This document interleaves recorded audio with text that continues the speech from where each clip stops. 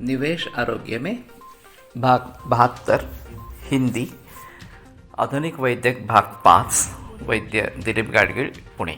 तो इस सभी का नतीजा ये हुआ कि आधुनिक वैद्यक एक वैद्यक शास्त्र इस प्रकार से उभर आया। किंबहुना यही एक वैद्यक शास्त्र है, ये सामान्य जनता की भावना इस प्रकार की हो गई।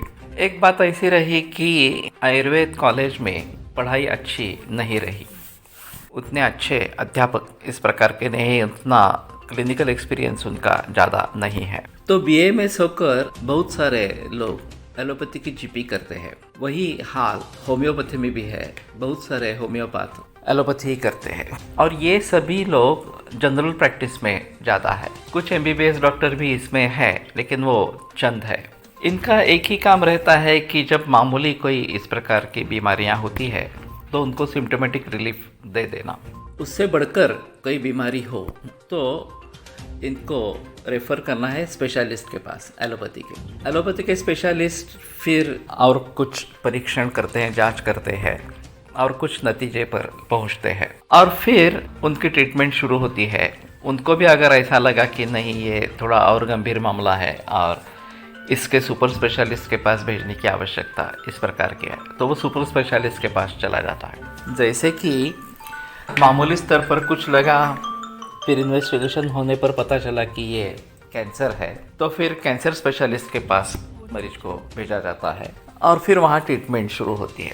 जब वहाँ भी रिलीफ नहीं मिलता या टेक्नोलॉजी से भी फ़ायदा नहीं मिलता तो मरीज खुद आयुर्वेद या होम्योपैथी में चला जाता है। जब वो किसी से सुनता है कि इस प्रकार की बीमारी में किसी को फ़ायदा हुआ है तो वो सीधा उस आयुर्वेद तज्ञ या होम्योपैथी के तज्ञ के पास चला जाता है।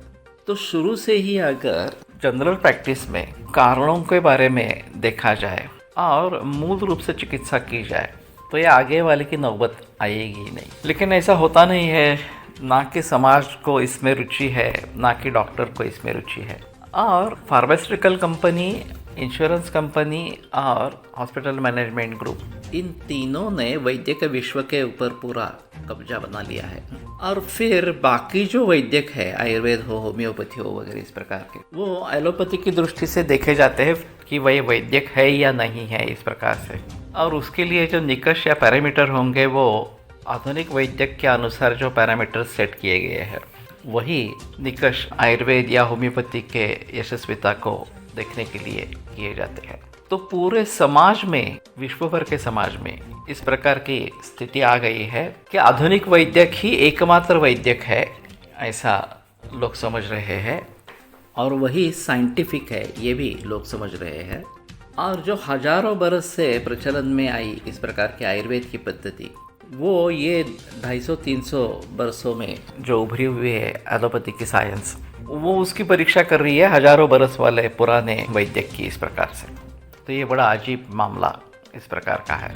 और आयुर्वेद का सर्वांगीण दृष्टिकोण, आयुर्वेद का मूलभूत दृष्टिकोण, इससे लोग परे इस प्रकार के हो गए हैं।